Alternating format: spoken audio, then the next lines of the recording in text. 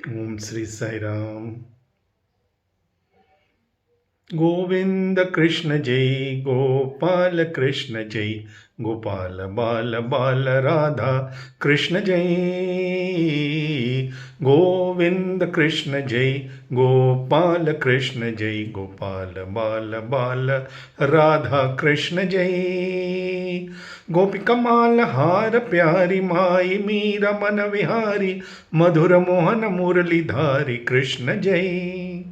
गोपिका माल हार प्यारी माई मीरा मन विहारी मधुर मोहन मुरली धारी कृष्ण जय।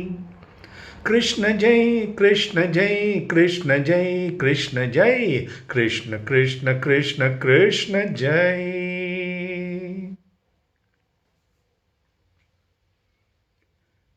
ओम श्री साई राम।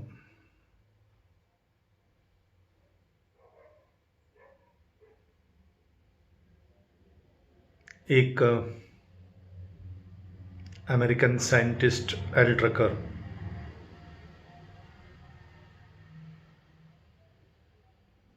हमारे अमेरिका की जो एटॉमिक एनर्जी है यूनिट है उनके वो उस ज़माने के सबसे पहले साइंटिस्ट जिनका योगदान एटम बम और एटम शक्ति को परमाणु शक्ति को जैसे उन्होंने इन्वेंट किया उसका कैसे उपयोग कहिए दुरुपयोग कहिए जो भी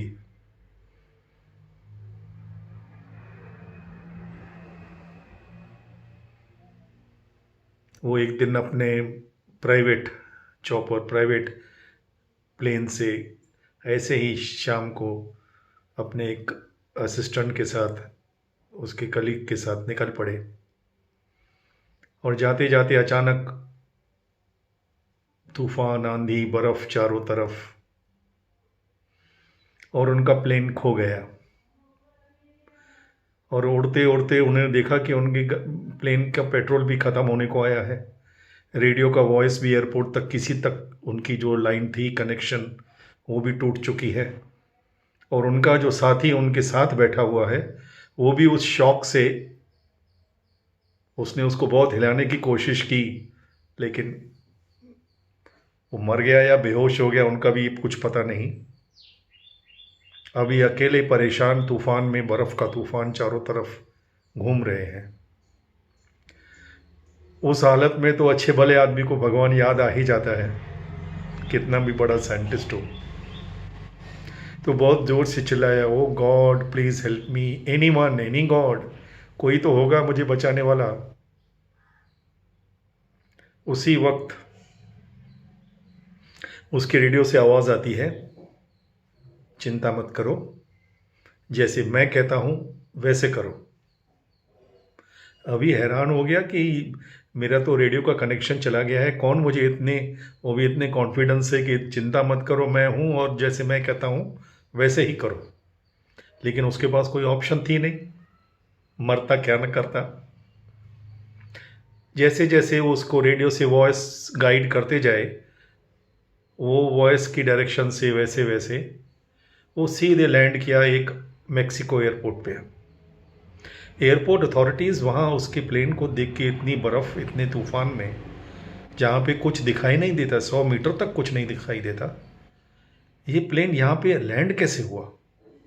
तो वो अथॉरिटीज़ सब सिक्योरिटी वाले आ गए उसको बाहर निकाले और उसी वक्त उसका जो बंदा बेहोश बोलिए डेड बोलिए जो भी था जिस कंडीशन में भी था उसको तो उठ के खड़ा हो गया। बोला वाह अब इसने तो अपनी आइडेंटिटी दिखाई। वो तो अमेरिका का बहुत बड़ा साइंटिस्ट बहुत बड़ी गवर्नमेंट की जॉब कर रहा था तो उसको लेकिन उन्होंने पूछा कि आप यहाँ उतरे कैसे हमने तो आपको कोई संपर्क नहीं किया हमारे रेडियो में रडार में आपका प्लेन का कोई भी पता नहीं अचानक आप कैसे उतर गए किसने आपको यहाँ गाइड किया। उसने बोला मुझे भी नहीं पता मुझे एक आवाज़ सुनाई दी उसने कहा कि जैसे मैं कहता हूँ वैसे करो और मैं उनको फॉलो करते करते यहाँ उतर गया हूँ। अब समझ में किसके नहीं आ रहा है लेकिन ठीक है चलो आप बच गए। उनको वहाँ पे आराम से बिठाया क्योंकि वो बड़े साइंटिस्ट थे अमेरिका के गवर्नमेंट का आईडी कार्ड था गेस्ट हाउस में सब। फिर शाम को जब तूफान थम गया तो वो टहलने के लिए निकले, और निकलते निकलते उनको कहीं से कुछ भजन म्यूज़िक की आवाज़ सुनाई दी। तो ऐसे ही टहलते देखें क्या है, देखा कि दरवाज़ा खुला हुआ है किसी अपार्टमेंट में, और कुछ अंदर म्यूज़िक आवाज़ कुछ चल रहा है। तो वो भी जाके पीछे बैठ गए।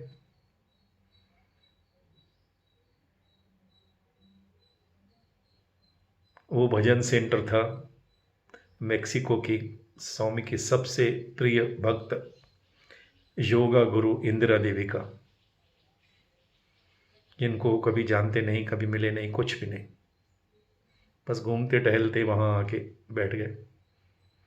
लेकिन बाबा की फ़ोटो को देख के उनके माइंड में ऐसे लग रहा कि आज मैंने जो आवाज़ सुनी वो इस फ़ोटो के जो भी जिसका भी जो फ़ोटो है, लगता है कि वो आवाज़ इनसे मैच कर रही है। अब फ़ोटो तो बोल नहीं सकती, लेकिन उसके मन से ऐसे विचार आ रहा था। भजन समाप्ति के बाद वहाँ की जो होस्ट इंदिरा देवी थी, उन्होंने टॉक दिया, बात की, बाबा के बारे में बताया। था अब तो उनको कंफर्म हो गया कि हो ना हो ये चमत्कार तो यही कर सकता है। उन्होंने बाबा की बातें सुनी, फिर इंदिरा देवी से मुलाकात हुई और बातें सुनी, तो उनको पक्का हो गया। उन्होंने फिर अपना एक्सपीरियंस सुना। इंदिरा देवी ने कहा हो ना हो ये स्वामी ही कर सकते हैं, और किसको करने की इतनी ताकत नहीं। और सीधे फिर वो इंडिया आ गए। बाबा ने बिल्कुल कंफर्म किया उनके बोले बगैर कि मैंने तुम्हें कहाँ कैसे बचाया, कैसे आवाज़ दे के तुमको गाइड किया। इतने बड़े साइंटिस्ट, उनको तो ये सुन के उनके तो होशो हवास। और वो तकरीबन 10 वर्षों तक पुट्टपर्ती में स्वामी के इंस्टीट्यूट में लेक्चरर, विजिटिंग लेक्चरर की तरह उसने काम किया।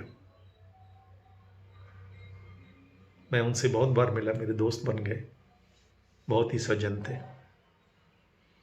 लेकिन उनका ज़िंदगी का नज़रिया बदल गया। अब वो एटॉमिक एनर्जी जो सारी दुनिया में तबाही का कारण बनी है, उससे मुक्ति पाके बाबा के पथ पे चलने लगे। वो लेक्चर देते थे, बाबा की टीचिंग्स की सत्संग करते थे, हम भी बैठते थे उनके साथ। तो उन्होंने एक बार बहुत अच्छी बात सुनाई, एक नहीं 2 बात, जो हमारी आंख खोल देगी। एक तो ये कि गर्मी का मौसम था, और स्वामी उस दिनों स्वामी की पुट्टपर्ती में इतनी गर्मी होती थी, 44, 45, 46 डिग्रीज, और वो भी ड्राई हीट। यानी आदमी सुबह को आप 8 बजे के 9 बजे के बाद तो कमरे से बाहर निकल नहीं सकते। हम बहुत बार गए उधर, अप्रैल मई महीना, तो आप 2 महीने सुबह को 8-9 बजे के बाद शाम के 6-7 बजे तक, 6 बजे तक को आपका मन नहीं करेगा कमरे से बाहर निकलने की, इतनी गर्मी। सब बाज़ार दुकान सब बंद होती थी, और स्वामी भी चले जाते थे ऊटी या कोडेकनाल या व्हाइटफील्ड बेंगलोर। आश्रम भी पूरा खाली रहता था। तो उन्होंने 2-3 बार स्वामी के साथ ऊटी कोडेकनाल हो आए थे। तो उनके मन में आया कि चलो एक बार ऋषिकेश हो आए, कि स्वामी का प्रोग्राम अभी तक बना नहीं था ऊटी जाना या कोडेकनाल जाना। तो उन्होंने कहा कि चलो ऋषिकेश। तो उन्होंने स्वामी की परमिशन के लिए लेटर लिखा, स्वामी ने वो लेटर ले लिया।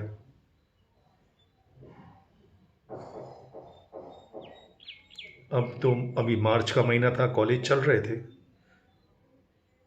तो उन्होंने अपनी बुकिंग अप्रैल मंथ की करवा ली ऋषिकेश जाने की। उन्होंने अपने एक मित्र को कांटेक्ट किया जो ऋषिकेश वहाँ जानता था, उनको लेटर कम्युनिकेशन करके कि मैं आ रहा हूँ, और स्वामी शिवानंद के आश्रम में मेरे रहने का 10-12 दिनों का जो भी है। जाने से 1-2 दिन पहले वो वरांडा में बैठे हुए थे, बहुत कम लोग हुआ करते थे उन दिनों, मार्च के एंड में बच्चों के भी एग्ज़ाम, यानी 10-12 लोग भी बरामदे में नहीं होंगे। तो स्वामी भी बहुत ही अच्छे से बातचीत करते थे सबके साथ। तो उन्होंने स्वामी से पूछा, भगवान, हम भक्त तो आपको कभी कभी प्रेम से बहुत याद करते हैं, भले वो हमारा कभी तकलीफ़ का समय हो, कोई मुसीबत हो, या कभी कभी हमारे मन को ऐसे आपसे प्रेम से याद करने का मन होता है, कभी ध्यान में, कभी मुक्ति के लिए, भक्ति के लिए। जो भी आपके भक्त हैं आपको कभी न कभी याद करते रहते हैं, सुबह शाम, प्रेयर्स में, कहीं भी। क्या भगवान भी भक्तों को याद करते हैं? भक्त भगवान को याद करते हैं, उनकी प्रार्थना करती है, ये तो सुना है बहुत, सभी करते हैं। क्या भगवान भी भक्तों को कभी कभी याद करते हैं? इस सवाल का जवाब तो केवल भगवान ही दे सकते हैं, और उन्होंने भगवान को ही पूछा। ये उसकी खुशनसीबी। स्वामी प्रॉम्प्ट कराते हैं ऐसे, जैसे अर्जुन के थ्रू गीता उन्होंने बताई, वो गीता केवल अर्जुन के लिए नहीं थी, पूरी मानवता के लिए थी। वैसे ही स्वामी अपने भक्तों के थ्रू पूरी मानवता के लिए सवाल जवाब कभी कभी करा लेते हैं। तो स्वामी ने जो उत्तर दिया वो भी सिर्फ भगवान ही दे सकते हैं। स्वामी ने कहा, जब भी, जिस समय भी, जहां भी तुम मुझे प्रेम से याद करते हो तो ये बात लिख लो, उसी समय, उसी क्षण, दैट वेरी मोमेंट, मैं भी तुम्हें याद करता हूं अपने प्रेम से। और मेरा प्रेम न सिर्फ तुम्हें याद करता है, my love response to your prayers. मैं उसी वक्त, उसी क्षण तुम्हारे मन में जो भी भावना होती है उसको रिस्पॉन्ड भी करता हूँ। यानी मैं रिएक्ट भी करता हूँ, रिस्पॉन्ड भी करता हूँ। सिर्फ सुन सुन के, ये मैंने बहुत बार कहा है, ये तथास्तु वाले भगवान नहीं है, प्रोएक्टिव गॉड है। तो इनको बहुत आनंद आ गया वो सुन के। 2-3 दिन बाद जाने का उनका प्रोग्राम था, स्वामी भी चले गए बेंगलोर, और ये अपने जो उनकी टिकट बुक करा दी थी वो निकल पड़े ऋषिकेश। वहाँ पहुँच के बस से वो सीधे, बहुत गर्मी थी, 2 बजे दोपहर को पहुँचे आश्रम के बाहर, थके प्यासे। उन दिनों ये वाटर बॉटल वगैरह नहीं होती थी, तो पानी की भी बहुत दिक्कत होती थी, स्पेशली फॉरेनर्स को। स्टेशन का पानी पीना, खाना खाना, लेकिन वो कैसे भी, जो भी थोड़ा बहुत लाए थे अपने साथ, थके से गर्मी में पहुंच गए। अब 2 बजे तो आश्रम का गेट बंद था। उन्होंने नॉक किया, वॉचमैन आए, बोले कि मैं अल्ट्रकर हूँ और मैं रूम बुक किया हूँ मेरे दोस्त के थ्रू। तो उन्होंने कहा कि आप रुक जाइए यहीं, क्योंकि अभी सबका आराम का समय है। बहुत गर्मी के कारण 12 बजे, 12:30 बजे लंच के बाद सब सो जाते हैं, आराम का समय होता है। मैं फिर भी एक बार चेक कर लेता हूँ। तो उन्होंने चेक किया अपने जो भी उनका रजिस्टर था, उन दिनों कंप्यूटर वगैरह तो था नहीं। तो उन्होंने कहा, आपके नाम से तो कोई बुकिंग है भी नहीं और कोई कमरा खाली भी नहीं है, क्योंकि गर्मी के दिनों में सभी लोग आते हैं, सब कमरे फुल हैं, और आपके नाम से कोई भी इंफॉर्मेशन हमको नहीं है। वो तो इतना परेशान हो गए, इतनी गर्मी और इतनी दूर से, उनको और कोई पहचानता नहीं, कहाँ जाएंगे। उन्हें कहा, एटलीस्ट मुझे अंदर आने दीजिए, मैं ज़रा बैठूंगा, थोड़ा आराम करूंगा, फिर शाम को सोचूंगा या मैनेजर से, किससे बात, सेक्रेटरी से बात करूंगा। बोले, सॉरी सर, हमारे आश्रम के रूल्स ऐसे हैं कि हम किसी भी ऐसे अनजान व्यक्ति को, जिसकी बुकिंग ना हो, कोई आश्रम का स्टाफ ना हो, तो उसको अंदर आने की इजाज़त नहीं दे सकते। आप प्लीज़ वहाँ बाहर ही रुक जाइए।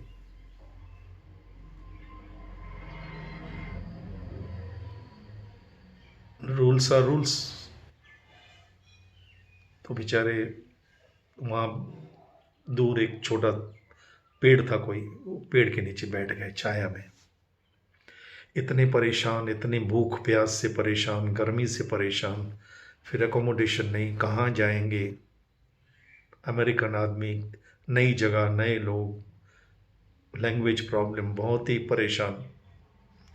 अपने आप को कोसने लगे उस समय कि मैं क्या पागल की तरह अपना पुट्टपर्ती में रहता, तो कम से कम भगवान ने वहाँ मुझे अपना एक कमरा दिया है, मेरे कमरे में फ़ैन तो है, गर्मी हो भले, लेकिन पानी तो मिलता है, खाना तो मिलता है, बिस्तर तो है, छत के नीचे तो मैं रहता हूँ।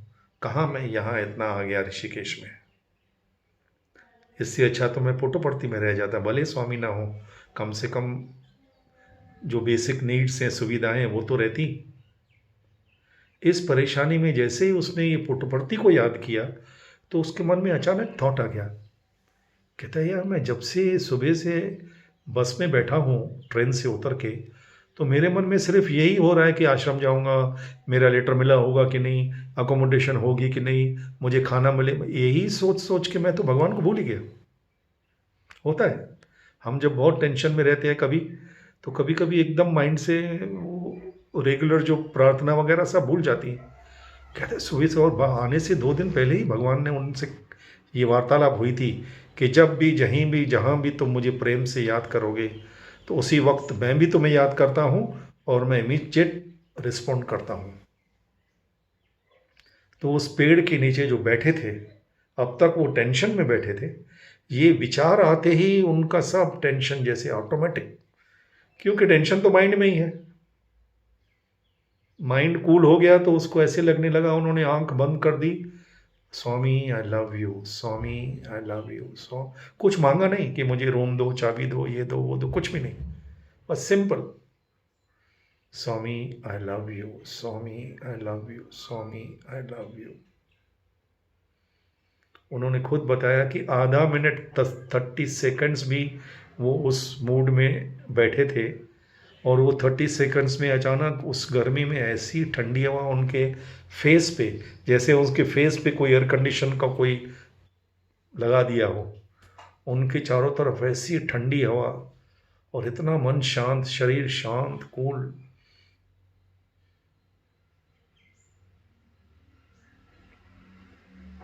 पीछे से आवाज आई आश्रम के गेट से, excuse me sir, are you mister L Trucker from Puttaparthi? Prashant Nilay, sir आप एल ट्रकर हो पुट्टपर्थी से?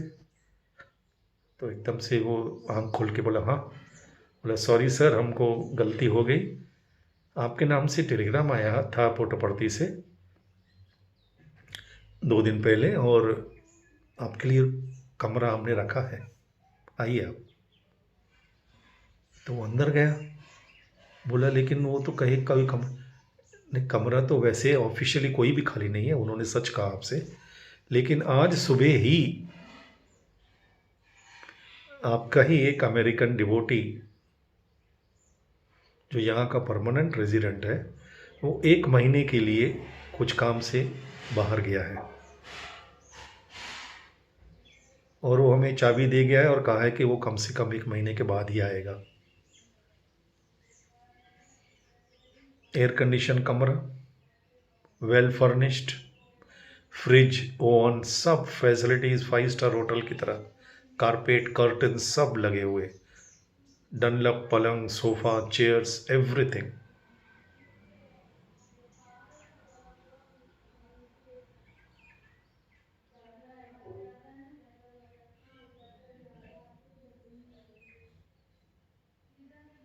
सिर्फ भगवान को आधे मिनट तक भी उन्होंने प्रेम से याद नहीं किया।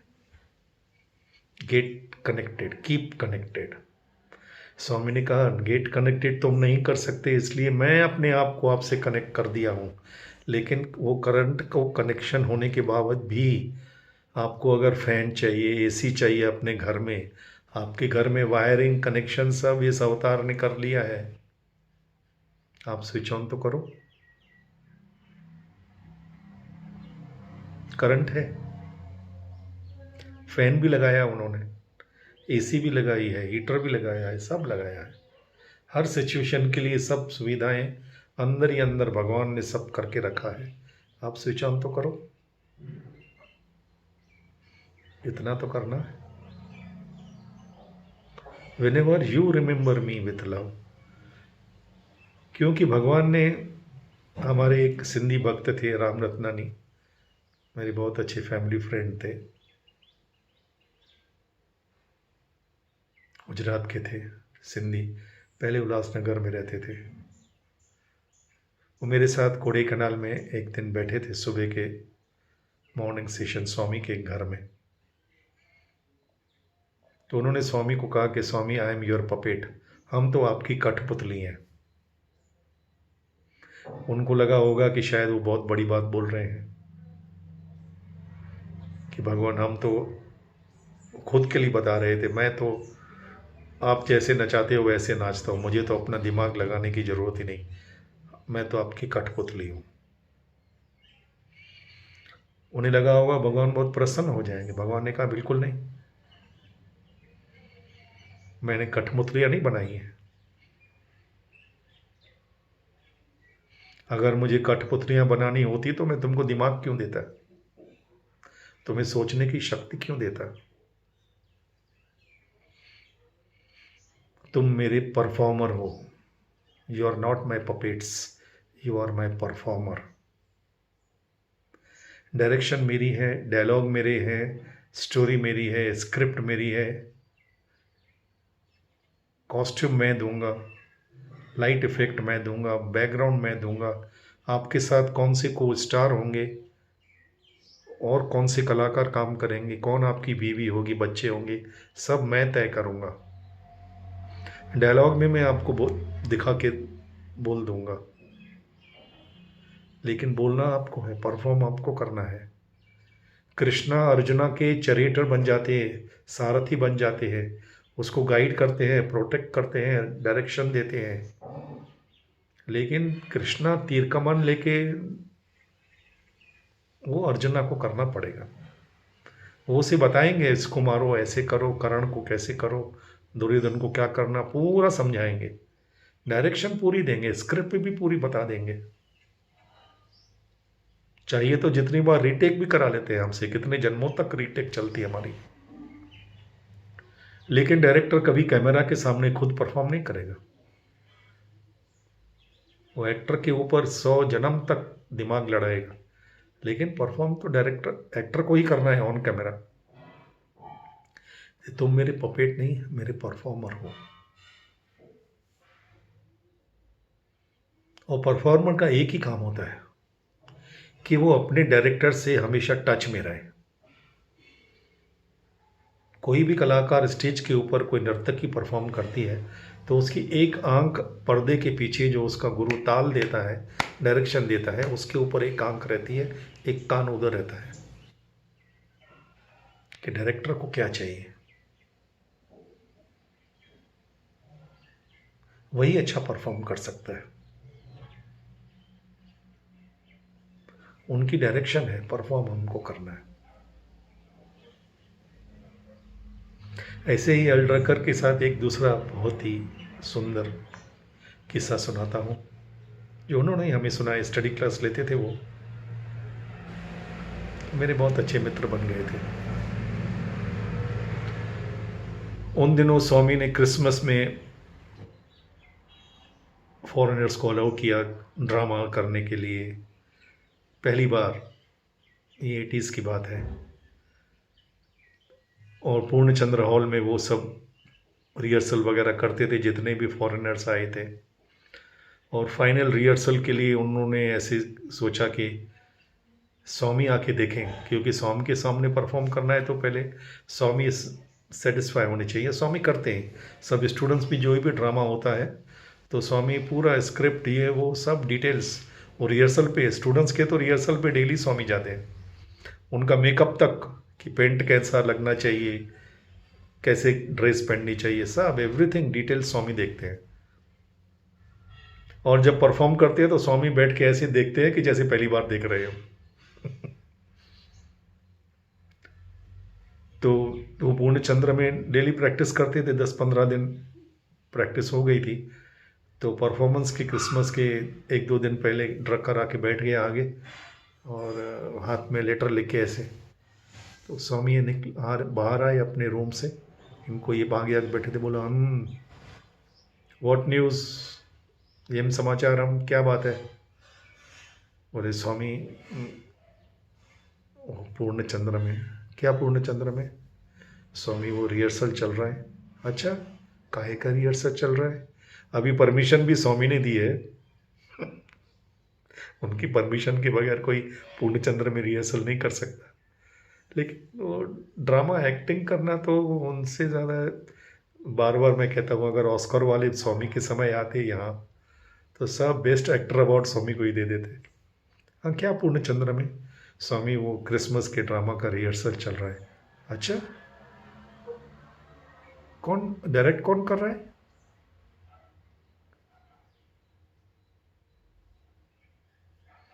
अभी बेचारा संभल गया जरा, कि वो भी स्वामी से 10 साल तक रहा था तो उसको भी समझ में आ गया कि स्वामी पूछ रहे हैं कि ड्रामा की रिहर्सल चल रही है लेकिन उसका डायरेक्टर कौन है।